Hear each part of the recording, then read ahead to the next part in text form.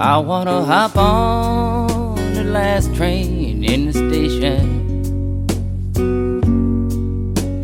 Won't need to get yourself prepared. When you're on that last train for glory, you'll know you're reasonably there. Maybe you ain't walked on any highway. You've just been flying in the air. But if you're on that last train to glory, you know you must have paid your fare.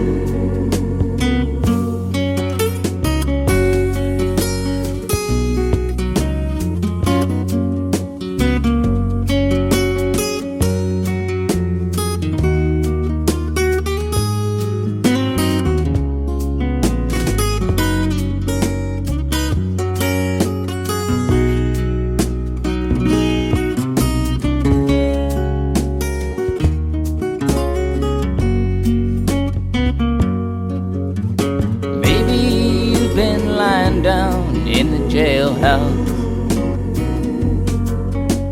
Maybe you are hungry and poor. Maybe your ticket on the last train to glory is the stranger who is sleeping on your floor. I ain't a man of constant sorrow. I ain't seen trouble all day long.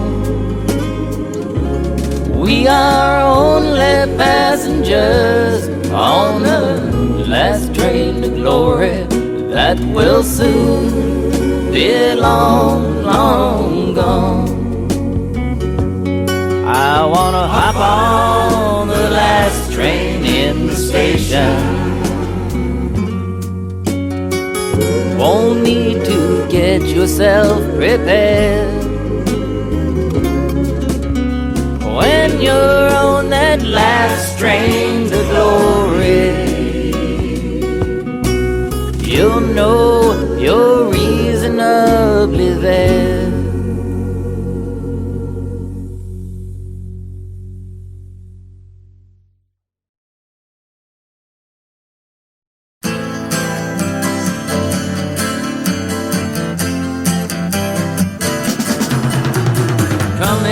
London from over the pole, flying in a big airliner, chicken flying everywhere around the plane.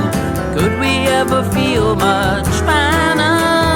Coming into Los Angeles, bringing in a couple of keys. Don't touch my bags if you please, Mr. Customs Man. Yeah. Ticket to Mexico. No, we couldn't look much stranger, walking in a hall with his things and all. Smiling said he was the Lone Ranger, coming into Los Angeles, bringing in a couple of keys. Don't touch my bags if you please, Mr. Customs Man.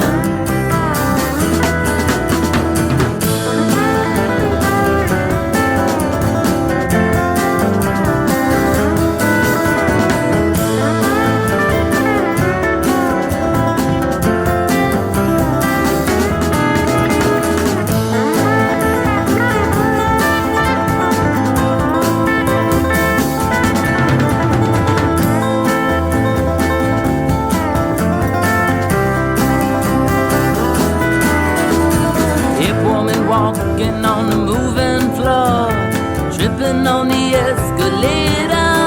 There's a man in the line and she's blowing his mind, thinking that it's already made her. Coming into Los Angeles, bringing in a couple of keys. Don't touch my bags if you please, Mr. Customs Man. Coming in from London from over the pole, flying in a big airliner, chicken flying everywhere around the plane. Could we ever feel much finer? Coming into Los Angeles, bringing in a couple of keys. Don't touch my bags if you please, Mr. Customs Man. Yeah, all right.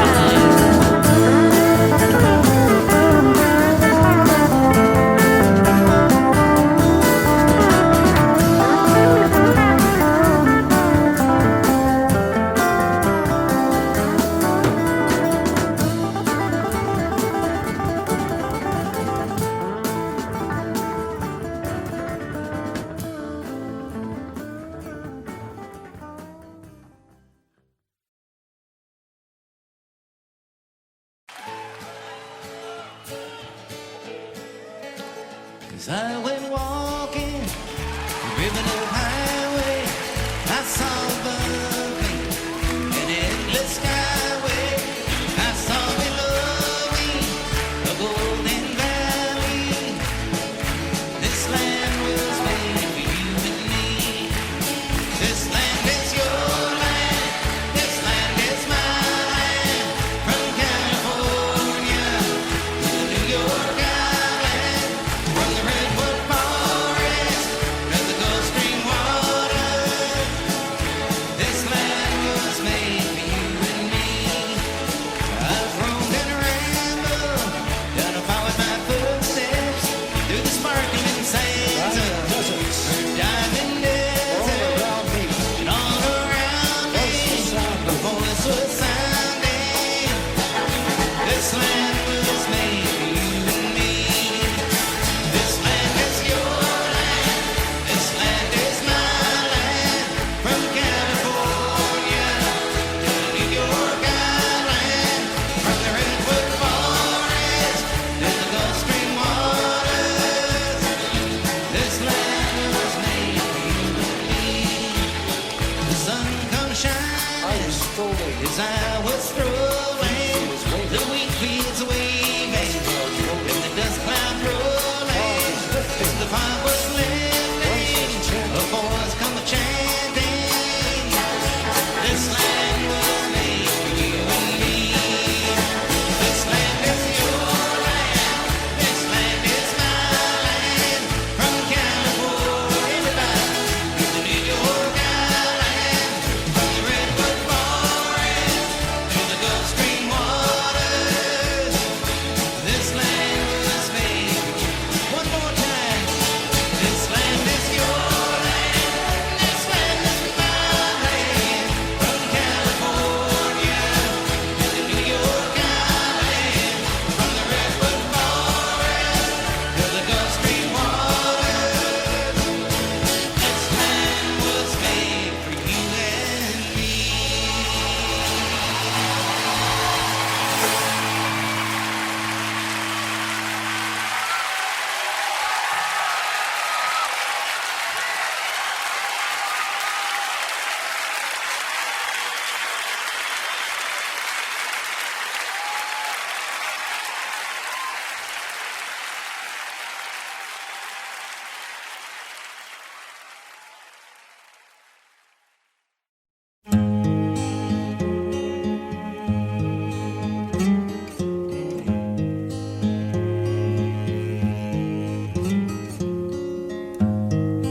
Go to sleep, you weary hobo.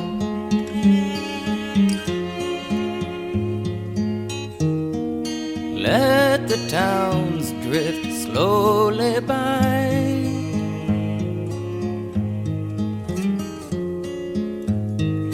Can't you hear the steel rail humming?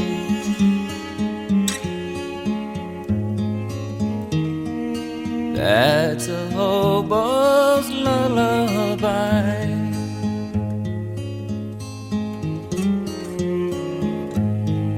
Do not think about tomorrow.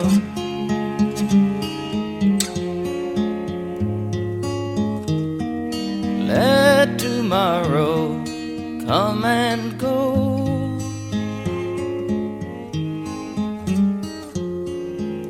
Tonight you're in a nice warm boxcar,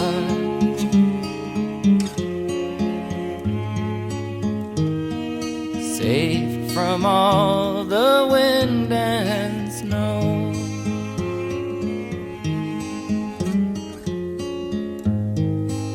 I know the police cause you trouble,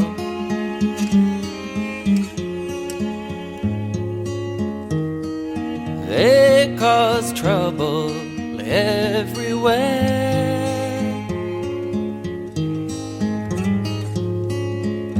But when you die and go to heaven,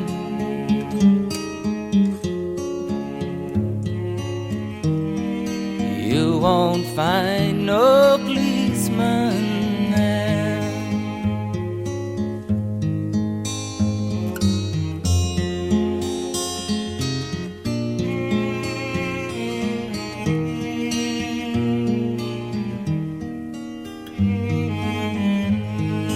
I know your clothes are torn and ragged,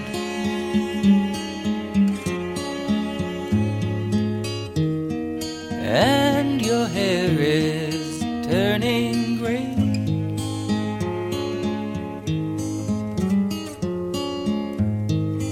Lift your head and smile at trouble.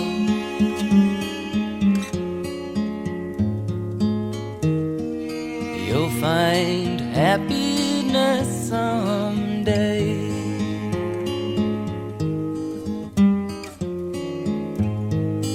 Go to sleep, you weary hobo.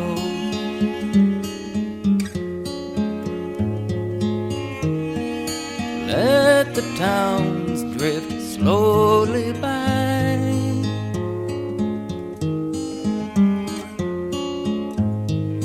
Don't you feel the steel rail coming?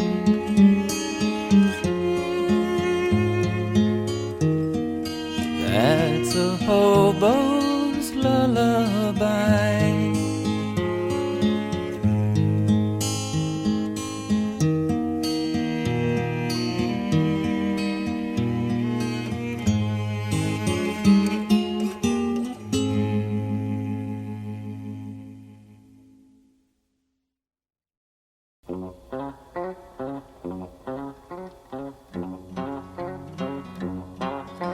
I don't want a pickle, just want to ride on my motorcycle. And I don't want a tickle, 'cause I'd rather ride on my motorcycle. And I don't want to die, just want to ride on my motorcycle.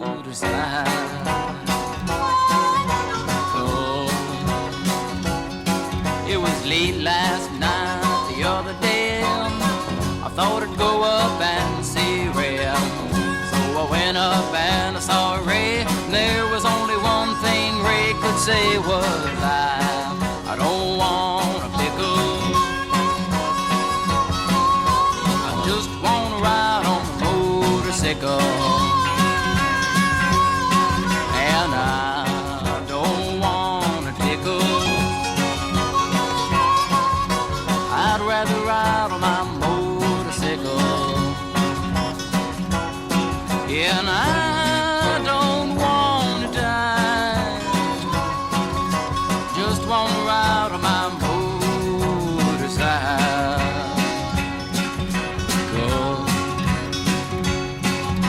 Late last week I was on my bike, running to a friend named Mike. Running to a friend named Mike.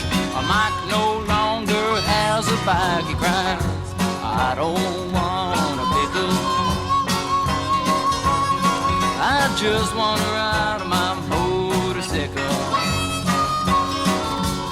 Yeah, nah.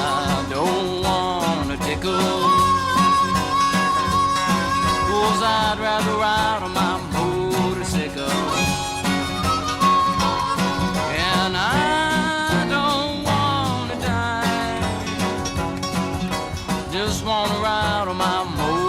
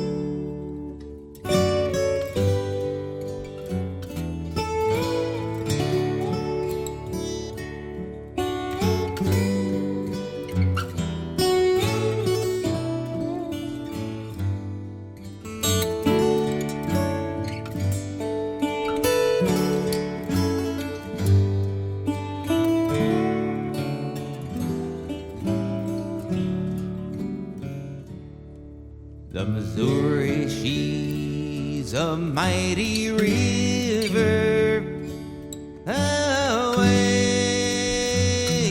rolling river. The red man's camp lies on her borders, away, we're bound away across the wide Missouri. A white man loved an Indian maiden, away rolling river, with an ocean sweet his canoe was laden, away, we're bound away across the wide Missouri. Oh, Shenandoah, I love your daughter, away you rolling river, I'll take her across the rolling water, away, we're bound away across the wide Missouri. The chief disdained the trader's dollars, away you rolling river,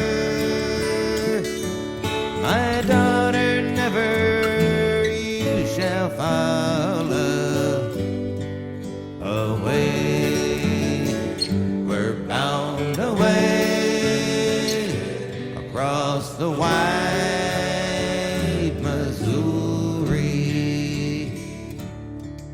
At last there came a Yankee skipper, away you rolling river, he winked his eye and he tipped his flipper, away, we're bound away across the wide Missouri. He sold the chief that fire water, away you rolling river, and crossed the river, stole his daughter, away, we're bound away across the wide Missouri. Oh, Shenandoah, I long to hear you, away you rolling river, across the wide and rolling water, away,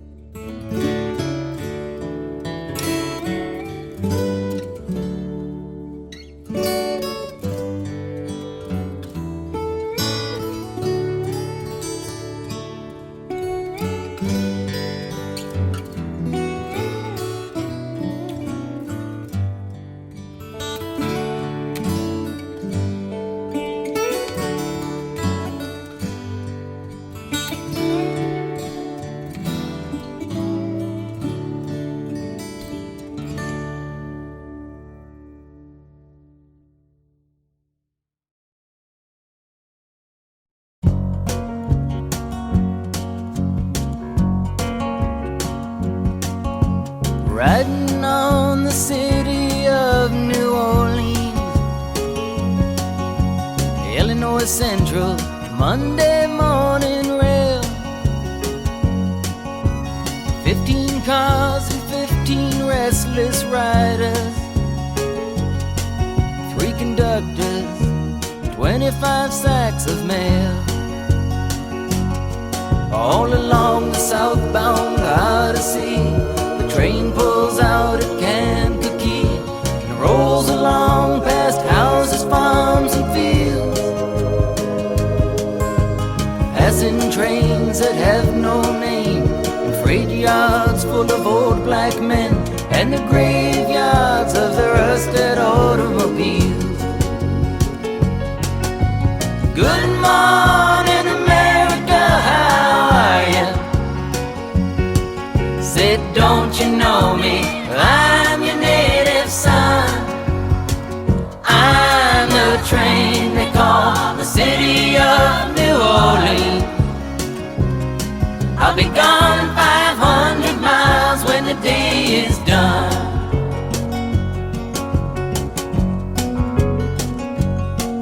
Dealing card games with the old man in the club car. Penny a point, ain't no one keeping score. Pass the paper bag that holds the bottle, and feel the wheels rumbling neath the floor. And the sons of Pullman porters and the sons of engineers ride their fathers' magic carpets made of steel. Mothers with their babes asleep, rocking to the gentle beat, and the rhythm of the rails is all they feel.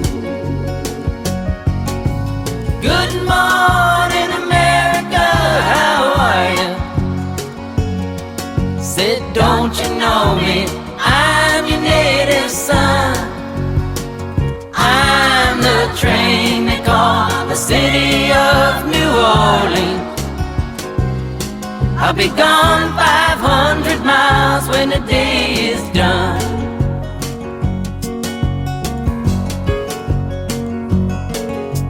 Nighttime on the city of New Orleans, changing cars in Memphis, Tennessee. Halfway home, and we'll be there by morning.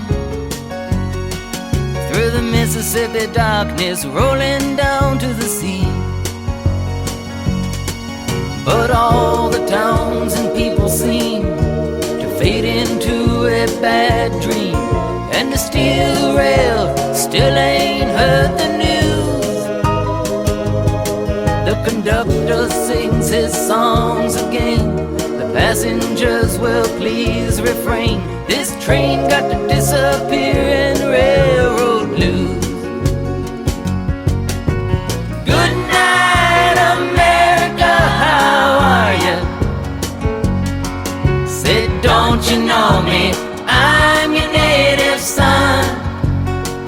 I'm the train they call the city of New Orleans. I'll be gone 500 miles when the day is done.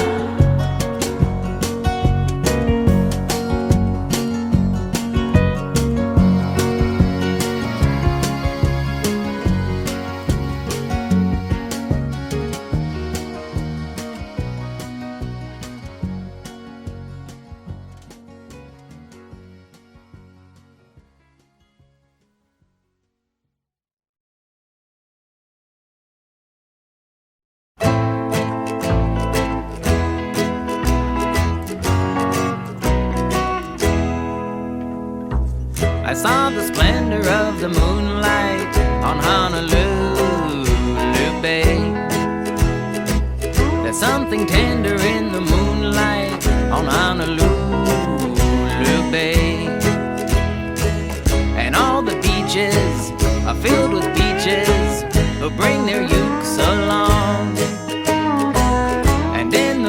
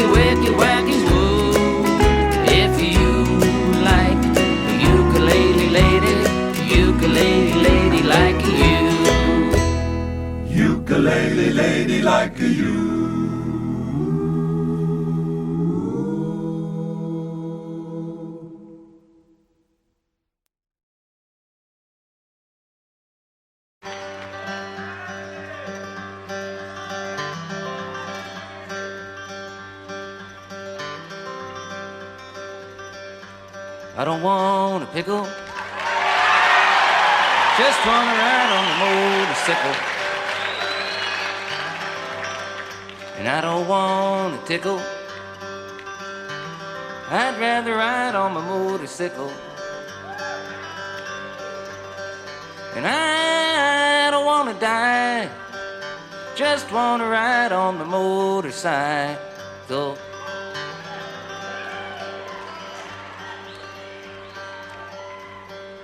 You know, it's been about 12 years now that I've been singing this dumb song.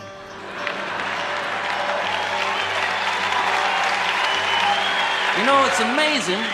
It's amazing that somebody could get away with singing a song this dumb for that long.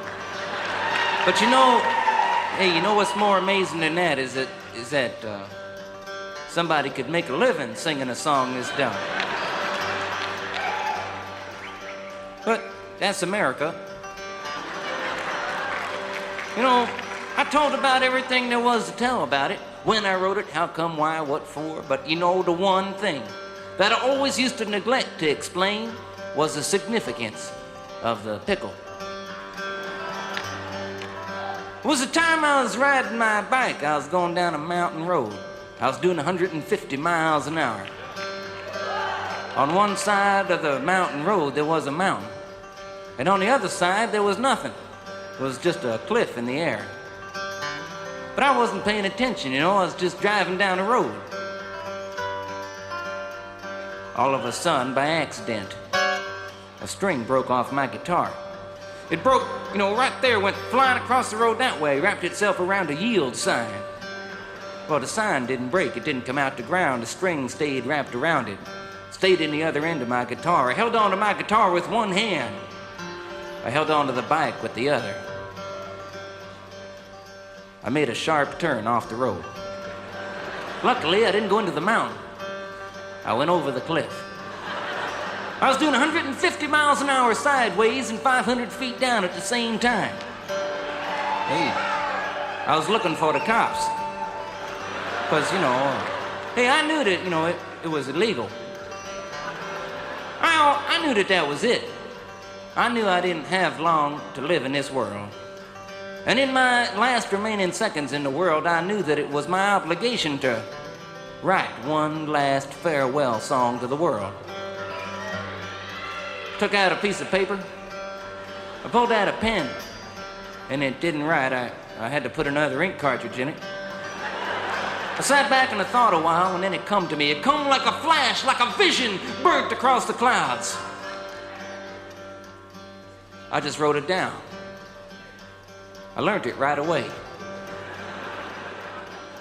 I don't want a pickle, just want to ride on my motorcycle. And I don't want a tickle, I'd rather ride on my motorcycle. And I don't want to die, just want to ride on my motorcycle. Hey, I knew it wasn't the best song I ever wrote. But I didn't have time to change it. But you know, the most amazing thing was that I didn't die. I landed on the top of a police car, and it died. I come into town at a screaming 175 miles an hour, singing my new motorcycle song. I stopped out front of the deli, and out front of the deli was a man eating the most tremendous pickle. A pickle the size of 4 pregnant watermelons, just a huge monster pickle. He walked up to me, pushed a pickle in my face, and started asking me questions. It was about the same time I noticed a pickle in my face. I noticed a cord hanging from the long end of the pickle, going up his sleeve, down his shirt, into his pants and shoes, out into a briefcase he had near his feet. I knew it wasn't an ordinary pickle. But it was about the same time I noticed the cord hanging out of the pickle that a 4-foot cop arrived with a 5-foot gun. A cop that one time must have been around 6'3", but was met at the bottom of a mountain by a flying, singing, writing weirdo freak. He walked up and with one tremendous hand, he grabbed the pickle away from the other guy. He threw it 100 feet straight up in the air. And while the pickle was halfway between going up and coming down, he took out his gun and put a 3-inch bullet hole right through the long end of the pickle. It started coming back down. he stuck out his foot. He caught the pickle on his big toe. And balancing the pickle on his big toe, he reached his huge hand into his little pocket, pulled out a 10-foot ticket. He borrowed my pen. He wrote it up. Then he rolled it up and stuffed it in a bullet hole in the middle of the pickle, took the pickle with the ticket and shoved it down my throat. It was at that very moment that the pickle with the ticket was going down my throat that I knew for sure that I didn't want a pickle. I don't want a pickle. I just want to ride on my motorcycle. And I don't want a tickle. I'd rather ride on my motorcycle. And I don't want to die.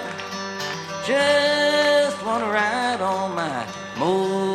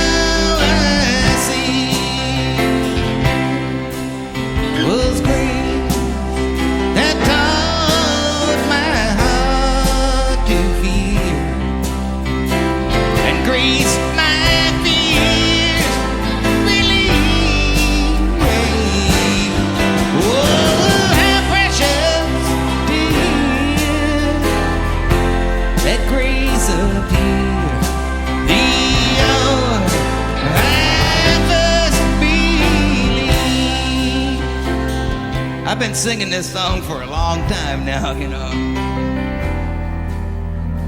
It's been one of my favorite songs. I don't mean to interrupt it or nothing, but I even put it in the one movie I ever made.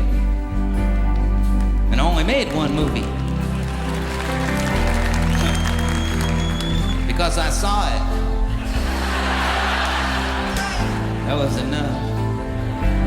But we used to sit around that old church we made that movie in and sing this old song. And I wanted to put something real in the movie because I had to make an hour and a half worth of movie out of a 20-minute song. So they had to make some stuff up. And I wanted to put something real in there, and we used to really sit around and sing this old song. Lots of other songs, too.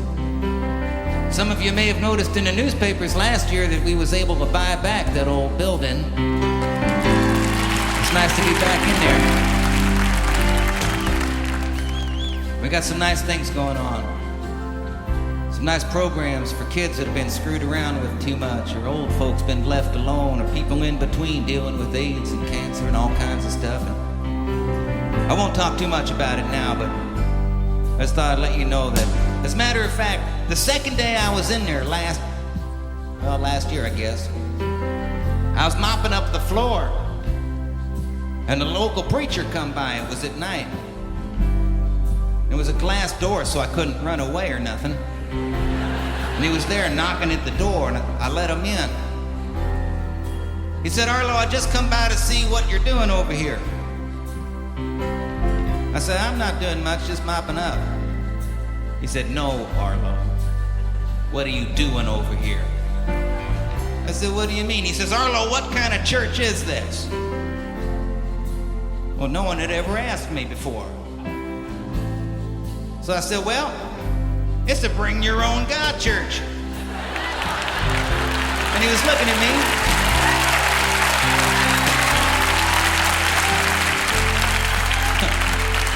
He didn't want to smile. But you could see the smile creeping across his face. I said, "Well, you asked." And I didn't have time to think about it, but I said, "You know, every church, every synagogue, every temple, every mosque, every standing out looking at the stars is the bring your own God thing. Because you got to bring your own heart, your own mind, whatever it is, or you just bring your own standing there looking at it."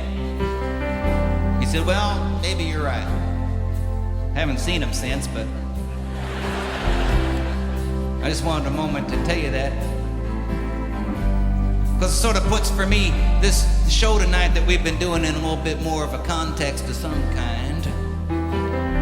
It's more fun than anyone can imagine to be up here, not just with your own kids, but with friends, and it's sort of like just one big family up here. That's what it feels like. And it reminds me of a story that my dad used to tell, because he was equally convinced that there wasn't but one big family around the whole world anyways. And it was the story of the two rabbits, the mama rabbit and the papa rabbit. And one day they was out in the woods and they was munching like rabbits do. And far off in the distance they could hear the sound of dogs being carried to them by the wind. And they looked up and they stopped munching for a moment, and their little ears was going. The rabbits figured the dogs pretty well far away, so they just went back to munching, but now they was paying a little closer attention.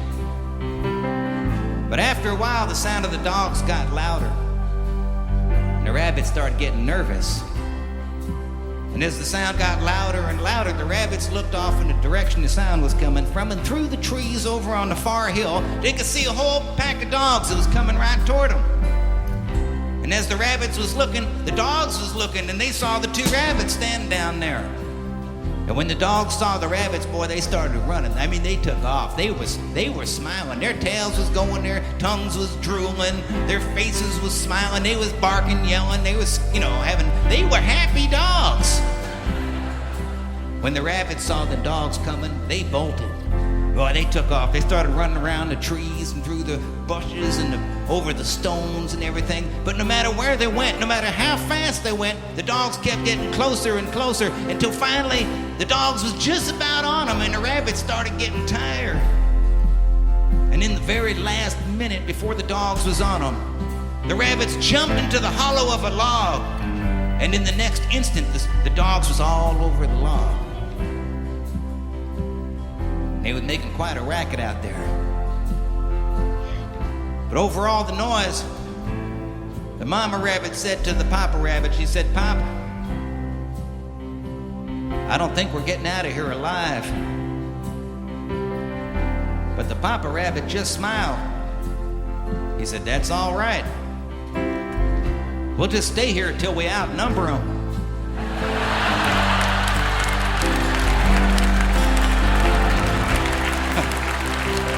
I love that story. Especially when people say to me, "Arlo, where you been for the last 20 years? I tell them that story. Just been home breeding. Now my own kids are starting to have kids. They're not leaving home neither.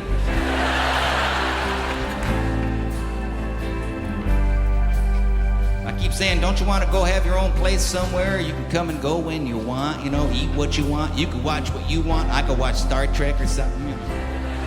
And they just look at me with a "Dad, get real" look. And I know I'm not alone. And I'm not alone around the world, because I think my dad and other folks was right. It's just sort of one big family, and ours is turning out to be more like the Waltons than I thought it was gonna. So I just wanted to say thanks for everybody here showing up in this one big family and singing these old songs and some of these new ones and remembering who we are. Because if you look at the TV, listen, to the radio or read the newspapers, you could get awful depressed about the state this family's in right now around the world. But if you were here tonight, you could sort of feel the heart of what it means to be just hanging out together. And sometimes we got to remember who we are, We live in a country where people speak thousands and thousands of languages and come from all kinds of places all around the globe. And for the most part, not all of the time, but for the most part, we figured out how to do that pretty well. But around the world tonight, in all kinds of places like Bosnia or something, people speaking 2 or 3 languages can't find a way to get along together. So we got to remember who we are, so when other people stop for a moment and wonder if it's possible to get along in this world, that we could be doing that for them. I was talking with Pete outside. I don't mean to be talking so much, but Pete reminded me of something. If the world was perfect and everybody had money and everybody drove a BMW or something, nobody was homeless, nobody ever got sick, everything was wonderful, everybody was smart and everything, happy all the time, you'd have to go an awful long way out of your way to make a difference in this world. You'd have to do a whole hell of a lot to try and improve the way it was. But in a world that sucks, like this one, you don't have to do very much at all. There was never a time in the history of the world where you could do so little and get so much done. That's right. You could do more with a little smile, just hold somebody, say hello to somebody, or just feel good by yourself, even when you don't feel like feeling good. So I just wanted to say thanks for coming. Let me give him my spiel there. It's been fun. Let me just say a thanks to the guys in the band who I did not introduce yet. Tim Sears on lead guitar over here. Jason Webster playing the other guitar right on back of me here. Collie Baba McConnell on the drums in back of us. Sean Hurley over on the bass.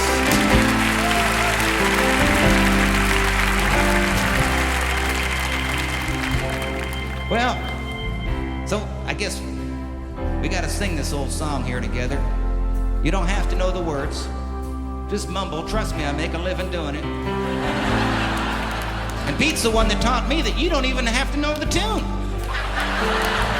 He said you just pick yourself a note and slide around till it feels good. Or until somebody slugs you sitting next to you or something. That's the worst that could happen. Help us out here. Amazing grace, how sweet the sound that sings every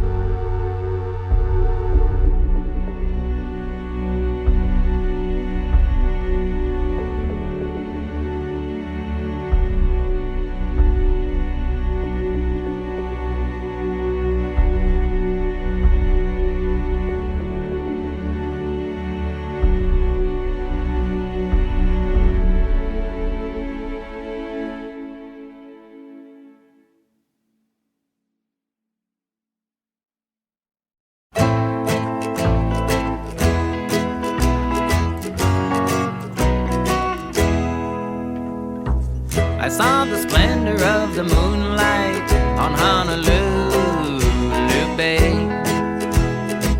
There's something tender